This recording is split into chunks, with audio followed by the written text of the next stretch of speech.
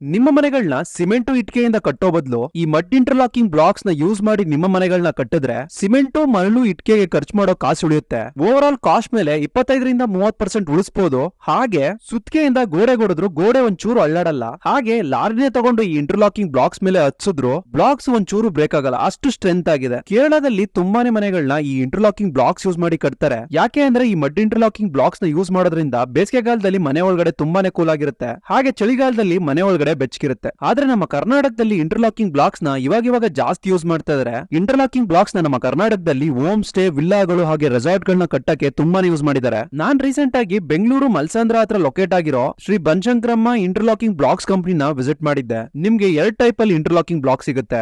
ಒಂದು mud interlocking blocks, ಇನ್ನೊಂದು cement interlocking blocks. ನಿಮ್ಗೆ ಇಂಟರ್ಲಾಕಿಂಗ್ ಬ್ಲಾಕ್ಸ್ 2 ಸೈಜ್ ಅಲ್ಲಿ ಸಿಗುತ್ತೆ, ಒಂದು 6 ಇಂಚು, ಇನ್ನೊಂದು 8 ಇಂಚು. ಪ್ರೈಸಸ್ ನ ಡಿಸ್ಕ್ರಿಪ್ಷನ್ ಅಲ್ಲಿ ಕೊಟ್ಟಿರ್ತೀನಿ, ಚೆಕ್ ಮಾಡ್ಕೊಳ್ಳಿ. ಇವರು ಈ ಮಡ್ ಇಂಟರ್ಲಾಕಿಂಗ್ ಬ್ಲಾಕ್ಸ್ ನ 4 ತರದ ಮಣ್ಣು, ಬೆಲ್ಲ, ಸುಣ್ಣ ಹಾಗೆ ಇವ್ರದೇ ಓನ್ ನ್ಯಾಚುರಲ್ ಫಾರ್ಮುಲಾ ಇಂದ ಈ ಬ್ಲಾಕ್ಸ್ ಗಳನ್ನ ಕನ್ಸ್ಟ್ರಕ್ಟ್ ಮಾಡ್ತಾರೆ. ನೀವು ಈ ಇಂಟರ್ಲಾಕಿಂಗ್ ಬ್ಲಾಕ್ಸ್ ಗಳನ್ನ ಪರ್ಚೇಸ್ ಮಾಡ್ಕೊಂಡು ನಿಮ್ಮ ಹತ್ರದಲ್ಲೇ ಸಿಗೋ ಮೇಸ್ತ್ರಿ ಅಥವಾ ಗಾರೆ ಕೆಲಸದವರಿಂದಾನೆ ನಿಮ್ಮ ಮನೆಗಳನ್ನ ಕಟ್ಟಿಸ್ಕೋಬಹುದು. ಈ ಇಂಟರ್ಲಾಕಿಂಗ್ ಬ್ಲಾಕ್ಸ್ ನ ಓನ್ಲಿ ಸೌತ್ ಕರ್ನಾಟಕದಲ್ಲಿ ಮಾತ್ರ ಸೆಲ್ ಮಾಡ್ತಿದ್ದಾರೆ. ನಾರ್ತ್ ಕರ್ನಾಟಕಗೆ ಟ್ರಾನ್ಸ್ಪೋರ್ಟೇಷನ್ ಕಾಸ್ಟ್ ಜಾಸ್ತಿ ಅಂತ ಇನ್ನೂ ಸೆಲ್ ಮಾಡ್ತಿಲ್ಲ.